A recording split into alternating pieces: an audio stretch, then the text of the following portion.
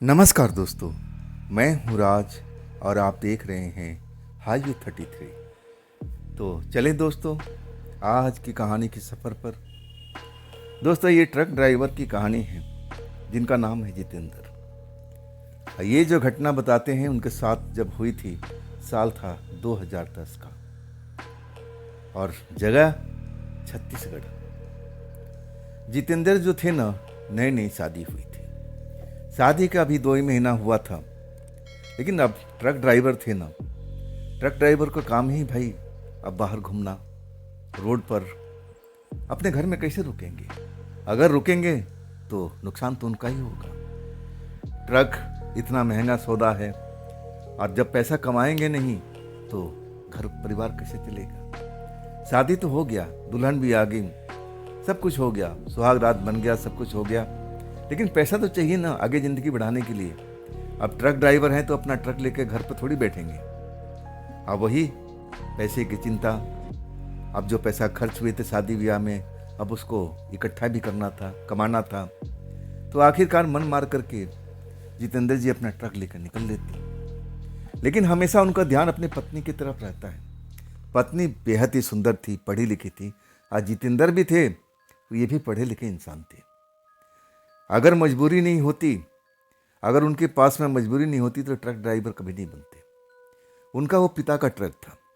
अब पिता का अब अचानक उनका निधन हो जाता है किसी कारण से।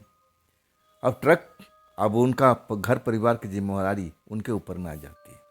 उनकी इच्छा तो बहुत कुछ अब करने का था, कुछ बनने का था, लेकिन अब अपने आप को मजबूरी में घिरा पाते हैं। समझ में नहीं आता कि अब क्या करें।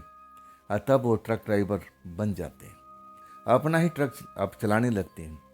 अब कहते हैं कि अब ईश्वर ने यही लिखा था तो हमें यही करना पड़ेगा। खैर इस काम में जब आए हैं तो थोड़ा थोड़ा मैं उनको अब लगता था कि मैं पढ़ा लिखा इंसान हूँ, मैं ट्रक चलाऊँगा।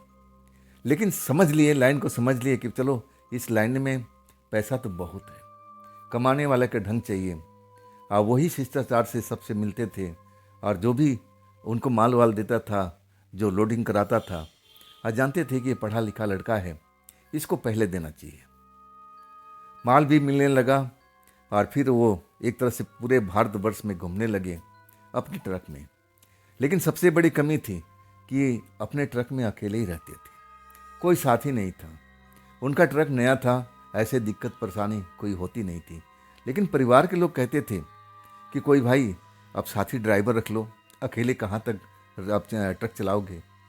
तब हंस के कहते थे कि मैं अभी नौजवान हूँ ना, अब जब अभी मेरे पास में ऐसे कोई ज़रूरत नहीं है, और जब ज़रूरत होगी तो मैं देख लूँगा।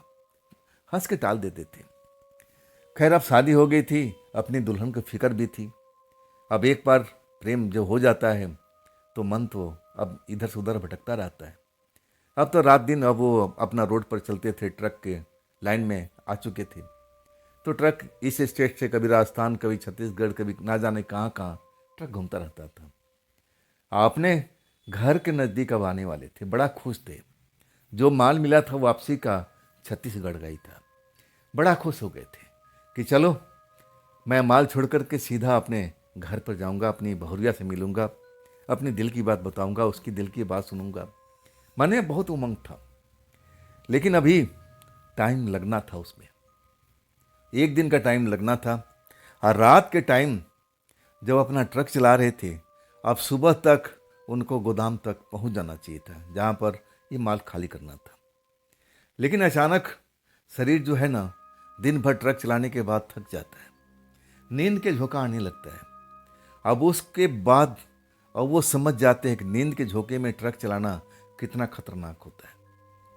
अब फिर रुकने का जुगाड़ देखने लगते हैं कि कहीं पर मुझे ढाबा दिखाई दे जाए, लेकिन उस रोड पर कोई ढाबा नज़र आता ही नहीं है। और नींद का झोंका है ना, वो बढ़ता जा रहा है, नींद के झटके झटके पर झटके आ रहे हैं। अपने आप को पानी मारकर चेहरे पर किसी तरह संभाल रहे हैं। आखिरकार एक जगह दिखती है, जैसे वो ढाबा था लेकिन फिलहाल बंद है। लेकिन वहाँ पर खुली जगह थी, हैंडपंप भी लगा था। अब वो अपने आप को रोक नहीं पाए, जबकि वहाँ पर उनको ट्रक लगाना नहीं चाहिए था। वो ढाबा बंद था। अब बंद ढाबा क्यों था, अब तो ये बाद में पता चलेगा। नींद के झोंके में थे तो अपने आप का कंट्रोल नहीं कर पाए। अब वो जगह साफ सुथरी दिखी, ट्रक लगाने का जगह था, तो वहाँ ट्रक लगा देते। आधी रात हो चुकी थी और ट्रक लगाने के बाद अपने ही ट्रक में आराम से पैर पसार करके जितना हो सकता था नींद का मजा लेने लगते हैं। सपनों की दुनिया में खो जाते हैं। ऐसा लगता है कि अब अपने घर में हूँ, अपने घर में हूँ, अपने पत्नी के साथ अपने बेडरूम में हूँ और पत्नी उनका पैर दबा रही है कि आप बहुत थक गए हो जी, लाओ मैं आपका सेवा भाव कर दूँ। बड़ा खुश हो जाते हैं सपने के अंदर में जितेंद्र जी, और उनको लगता है कि वाकई में अपने घर पहुँच गया हूँ। घर का वही सब माहौल दिखता है, लेकिन रात का वक्त है और वो सोचने लगते हैं कि मेरा तो अभी माल ट्रक में था तो मैं क्या छोड़ आया। सपने में भी चिंता होती है उनको। बताते हैं कि मुझे लग रहा था कि कुछ ना कुछ तो गड़बड़ है, मैं कैसे अपने घर पहुंच गया हूँ। और मेरी बीवी मेरे पैर को दबा रही है कि आप थक गए हो जी, लाओ मैं आपको सेवा वहा कर दूँ। और उसके बाद अब प्रेम भी करने लगती है। अब सब कुछ जैसे लगता है कि रियल में चल रहा हो। जितेंद्र जी बताते हैं कि ऐसा लग रहा था कि जैसे सब कुछ रियल में चल रहा हो। अचानक प्रेम करने के बाद में उनका सिर दर्द होने लगता है, सर जैसे फटा जा रहा है। तब अपनी पत्नी कहते हैं कि अब मेरा थोड़ा सर दर्द हो रहा है, थोड़ा सर भी दबा दो। और उनकी पत्नी सर दर्द जो उनका था हो रहा था और सर दर्द को भगाने के लिए कोशिश करने लगी, उनका सर को मालिश करने लगी। लेकिन एक कैसा तेल सर में लगाती है जो बदबू से पूरा भर जाता है। और तब जितेंद्र जी गुस्सा करते हैं, ये कौन सा तेल लगा दिया, ये कौन सा तेल लगा दिया, ये कैसा बदबू आ रहा है, ये कैसा बदबू आ रहा है। और अपनी आंखें खोल देते हैं। नींद में थे, सपने में थे, सपना टूट जाता है वो बदबू के कारण में, और तब आंखें खुल जाती है। सब कुछ घर का माहौल गायब हो जाता है। अपने आप को एक अंधेरी जगह पर पाते हैं जहां पर सड़न बदबू सब कुछ फैला हुआ है। दो चमकती हुई आंखें उनको नजर आ रही है और सफेद सफेद बाल अब नजर आ रहे हैं, लंबे लंबे सफेद सफेद बाल। और वो देखने की समझने की कोशिश करते हैं कि ये मैं हूं कहां पर भाई। अभी तो मैं अपने घर में था, मैं अपनी पत्नी के साथ में था। और तब उनको याद आता है कि नहीं नहीं, मैं तो अपने ट्रक के अंदर में था। मतलब उनका दिमाग सब कुछ हिल चुका है कि मैं हूं कहां पर, मेरे साथ में हो क्या रहा है। अपने आप को एक अंधेरे कमरे के अंदर में पाते हैं जहां पर सड़न बदबू सब कुछ फैला हुआ है। दो चमकती हुई आंखें दिखाई दे रही है और वो सफेद सफेद बाल बड़े बड़े जैसे किसी औरत का हो और वो नजर आ रहा है। इसके बाद जैसे नींद से जागे हों और उठ करके जैसे महसूस करना चाहते हो कि मैं हूँ कहाँ पर, मैं हूँ कहाँ पर। दरवाज़ा खोलो, दरवाज़ा खोलो। कमरे के अंदर में हैं, घुटन हो रहा है, सड़न बदबू आ रही है, बहुत परेशान हो जाते हैं। कोने में दो आंखें चमक रही है। उनको लगा कि ये कोई होगा इसमें, ये जो दिखाई दे रहा है कोई ना कोई तो औरत है, बूढ़ी हो या जवान हो, लेकिन है तो औरत ना। उस कोने की तरफ जाते हैं जहाँ पर वो दो चमकती हुई आंखें दिखाई दे रही थी। तब कहते हैं, आप हैं कौन, मैं हूँ कहाँ पर, मेरे साथ में ये क्या हो रहा है। औरत जो जिसकी आंखें चमक रही थी, सफ़ेद उसके बाल थे, वो जोर से हंसती है, ठहाके लगाने लगती है। जब ठहाके लगाती है ना, तब उनको लगता है कि मैं तो फंस चुका हूँ, मैं तो किसी जाल में फंस गया हूँ। अब उनका दिमाग एकदम चकरा जाता है। कहता है, आप हैं कौन, मैं किस जगह पर हूँ।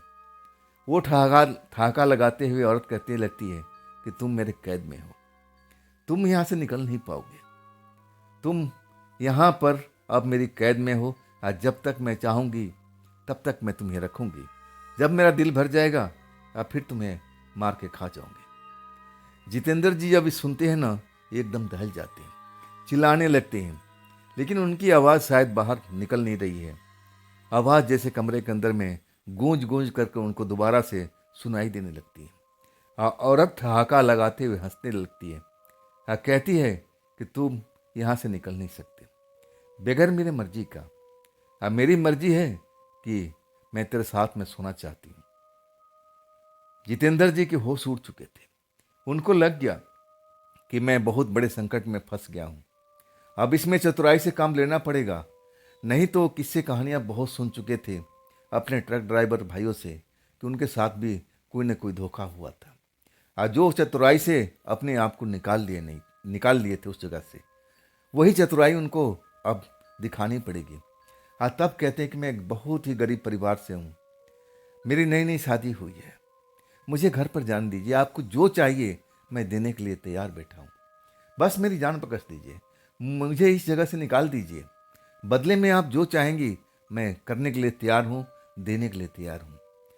तब वो औरत कहती है कि अगर तू तैयार है तो बोल, हाँ बोल।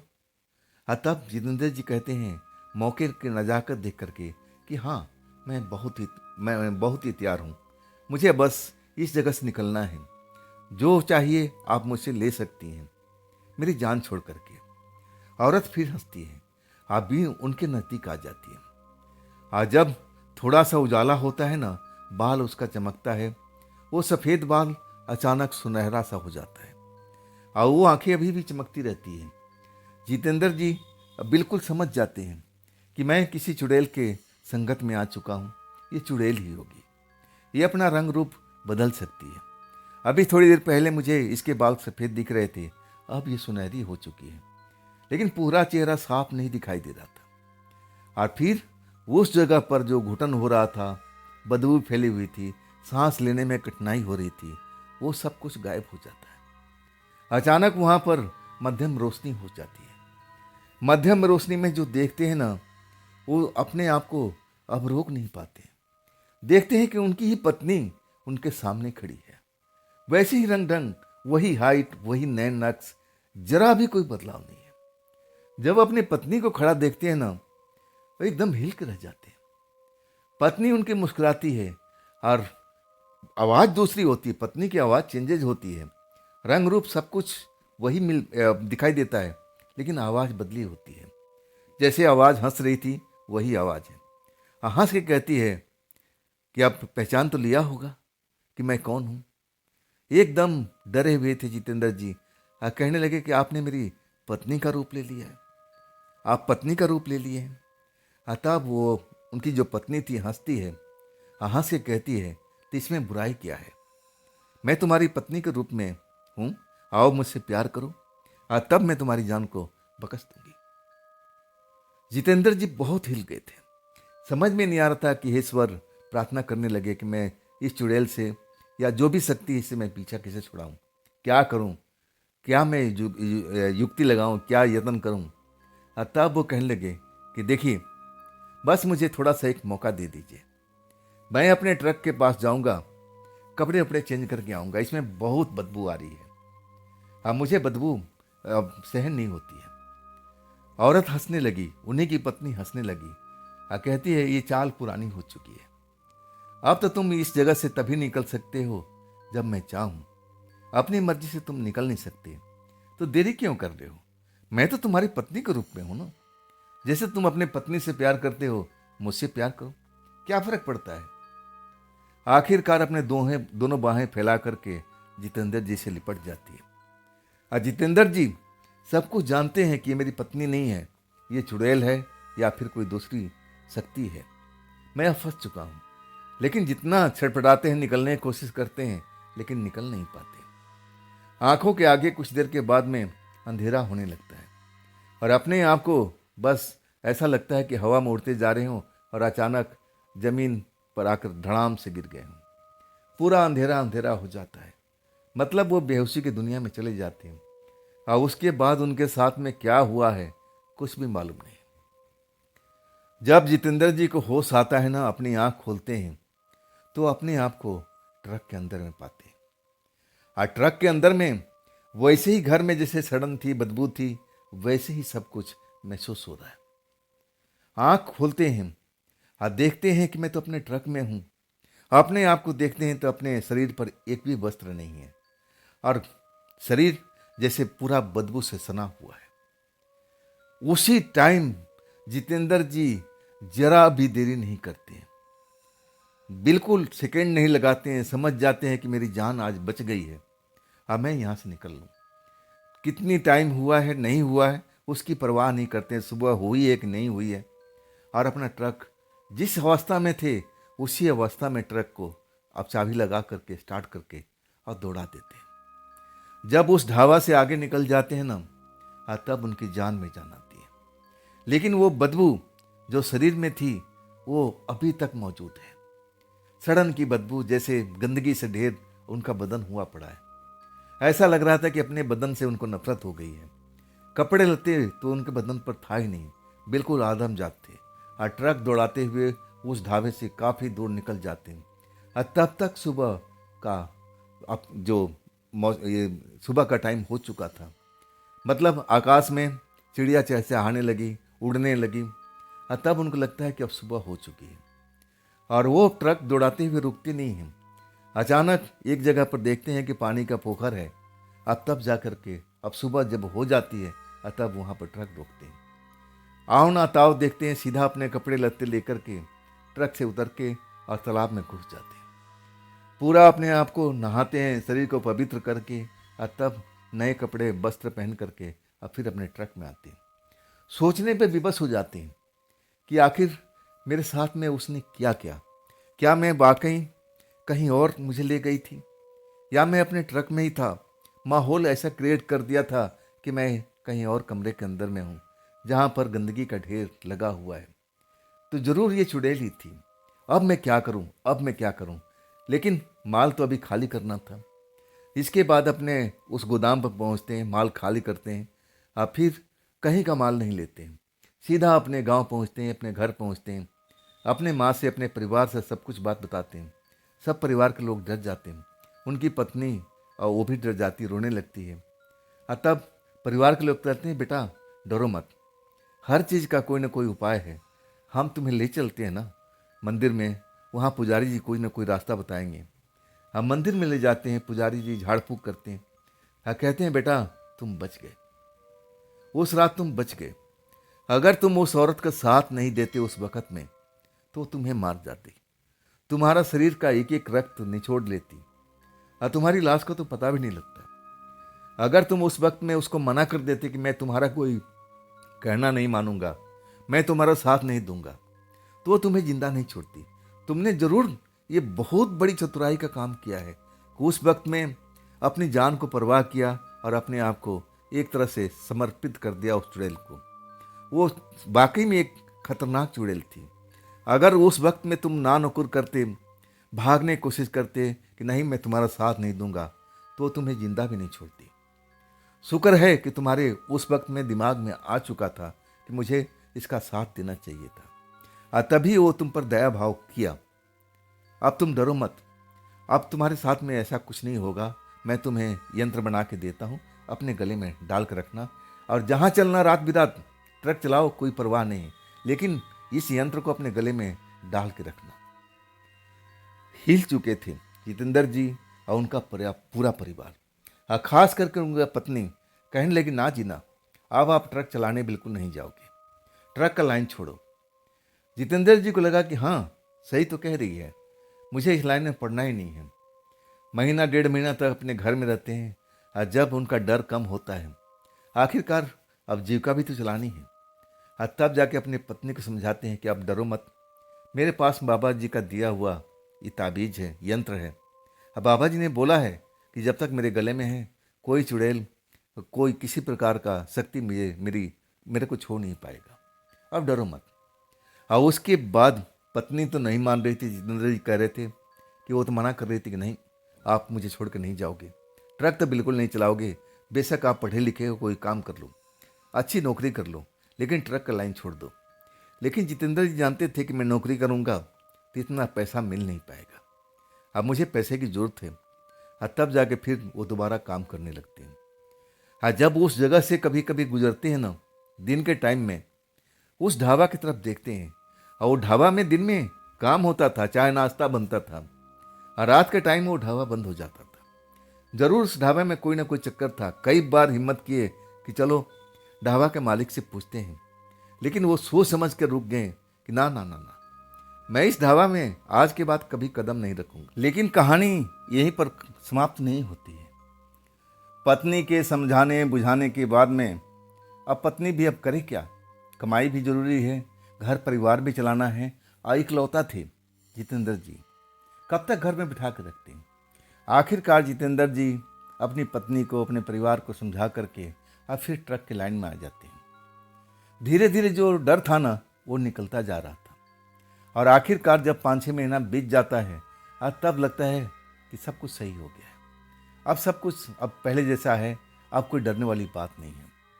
लेकिन जब भी वो चलते थे ना, ये यंत्र जो था ना, उसको साथ में जरूर रखते थे। यंत्र पर पूरा विश्वास था जो बाबा जी ने दिया था, और यंत्र के बिना वो कभी अपनी ट्रक ड्राइवरी करते नहीं थे।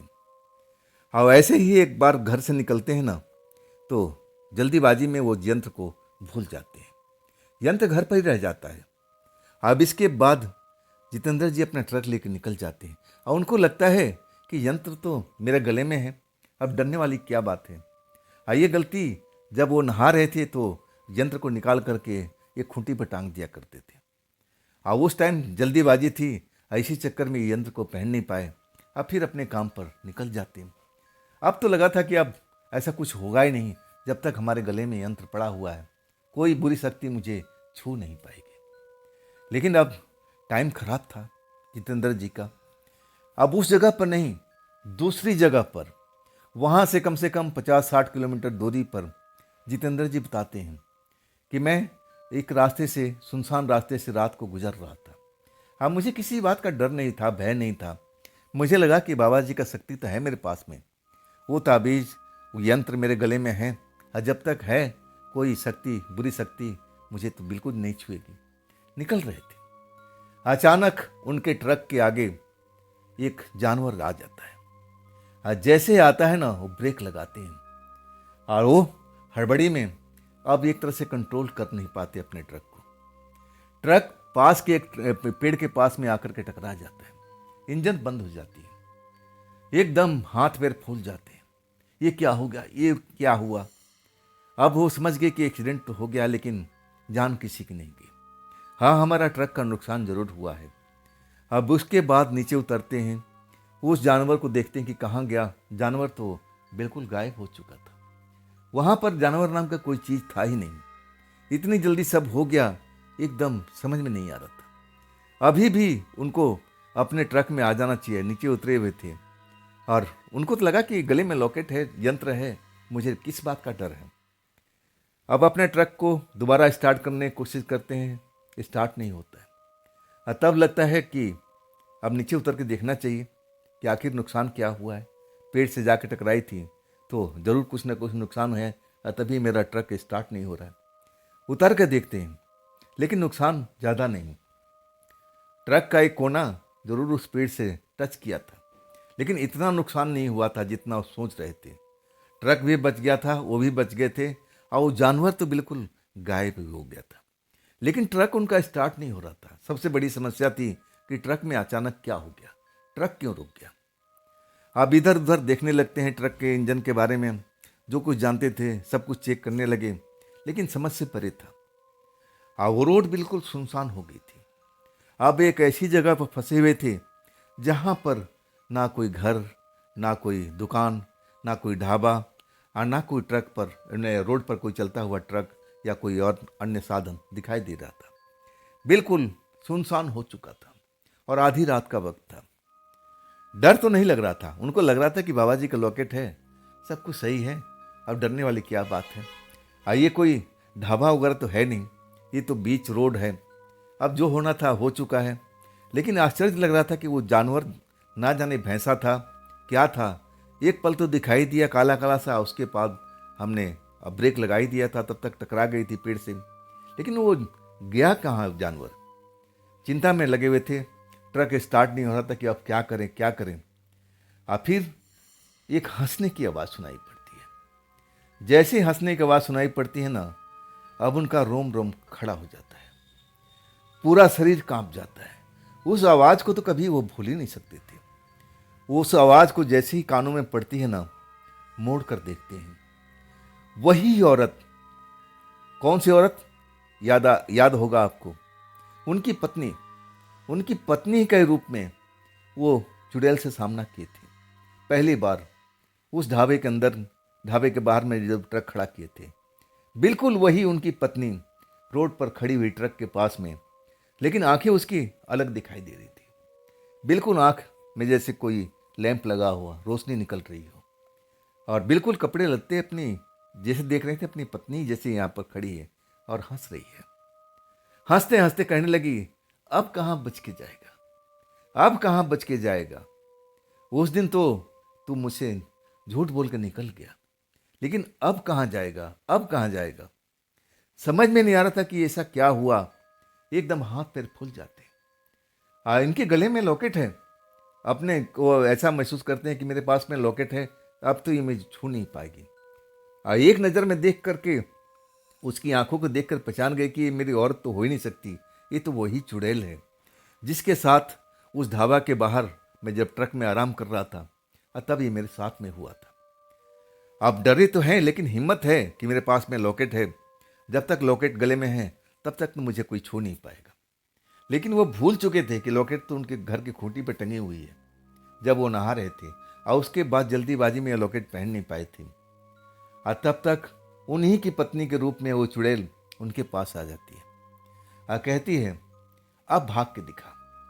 बिल्कुल सामने खड़ी है और तब कहते हैं कि देखिए, आप मुझे छू नहीं सकती, आप मुझे छू नहीं सकती, मेरे पास लॉकेट है बाबा जी का। चुड़ैल जो उनकी पत्नी के रूप में है, और फिर वो हंसने लगती है और कहती, कहाँ है, दिखा दे, अगर होगा तो मैं तेरे पास में बिल्कुल नहीं आऊँगी, लेकिन ये रात मैं ऐसे खाली होने नहीं दूंगी। मैं तुझसे मिली ना तो मैं तुझे पसंद करने लगी। हाँ, मैं तेरे घर के आसपास में मंडराती थी, लेकिन तू वो ताबीज जिसके बल पर, जिसकी शक्ति पर उछल रहा था, और मैं डर जाती थी। बाकी में उस ताबीज में शक्ति थी और तभी मैं तेरे पास में आ नहीं पाती थी। मैं तो तेरे घर के आसपास ना जाना कितने दिनों तक मंडराती रही, मुझे मौका ही नहीं मिला, लेकिन मैंने तेरा पीछा नहीं छोड़ा। देख, आज वो वक्त आ गया है।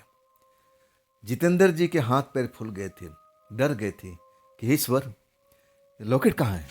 अब उनको याद आता है, अपने शर्ट के अंदर, बनियान के अंदर हाथ डालते हैं तो लॉकेट तो था नहीं। तब उनको ध्यान आ जाता है कि लॉकेट तो आज छूट गया। फिर भी वो चतुराई से काम लेते हैं। कहते हैं कि देखिए, आप मुझे छोड़ दीजिए, ना तो ऐसा मुझे मारिएगा। मैं एक तरह से वो चुड़ैल को समझाने लगते हैं कि आप मुझे मार करके आप क्या पाएंगे। चुड़ैल हंस के कहती, नहीं ना ना ना, तू डर मत, मैं तुझे मारने नहीं आई हूँ, मैं तेरे साथ में प्रेम करना है, तू मुझे पसंद आ गया। मैं तो तेरे लिए तड़पती रही, मैं कितनी रात तेरे आसपास, घर के आसपास मंडराती रही, मौका ही नहीं मिला। आज मुझे मौका मिल गया, लेकिन एक शर्त कर, एक शर्त मेरी मानेगा, तब मैं तुझे जिंदा छोड़ सकती हूँ। जितेंद्र जी चतुर व्यक्ति थे, पढ़े लिखे थे, हाथ जोड़ लिए कि मैं बस आपका आज्ञा का गुलाम हूँ, बस मुझे मारिएगा नहीं, बाकी जो आप मेरे साथ में करना चाहें कर सकती है।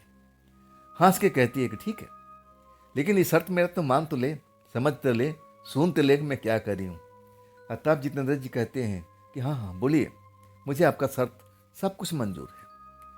औरत उनकी हंसने लगती है, जो बाकी में चुड़ैल होती है, कहती है कि आज के बाद वो ताबीज को नहीं पहनेगा, और नहीं तो अगली बार जब भी मुझे मौका मिलेगा मैं तो इंतजार में रहूंगी, चाहे तू कहीं पर भी जा, मैं मंडराती रहूं तेरे आसपास में, मैं तुझे छोड़ूंगा नहीं।